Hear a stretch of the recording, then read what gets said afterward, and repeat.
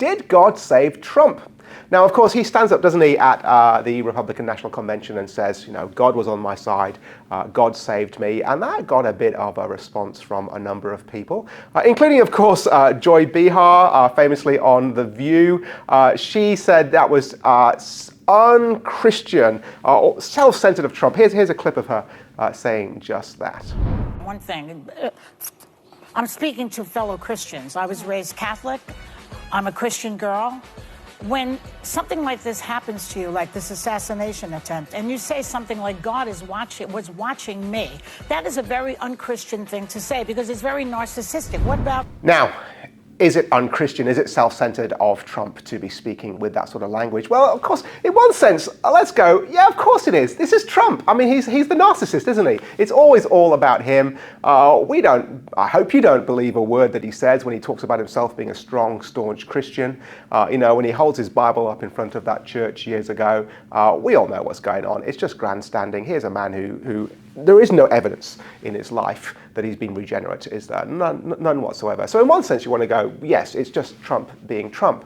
But is it possible that God could have saved him? Well, I want to go, well, of course it is. And not least because all things are in God's sovereignty, aren't they? The Proverbs teaches, I'm going to read from my notes, Proverbs 19, verse 21. Many are the plans in the mind of a man, including a young man who wants to shoot a presidential candidate, but it is the purpose of the Lord that will stand.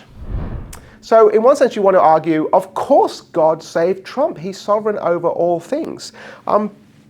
Does that mean that Trump is somehow good? And of course that's Behar's mistake, isn't it? Behar goes, well, this is Trump saying, I'm so special that God saved me. Well, we'll think about that in a moment, because it's actually probably the opposite, isn't it? Don't worry about Trump, Joy. I mean, let's read some more from Proverbs. Proverbs 16:5. Everyone who is arrogant in heart is an abomination to the Lord. Be assured, he will not go unpunished. If I wanted to read something to Trump at any point, it might be something like that for him to listen to. Has this event humbled Trump?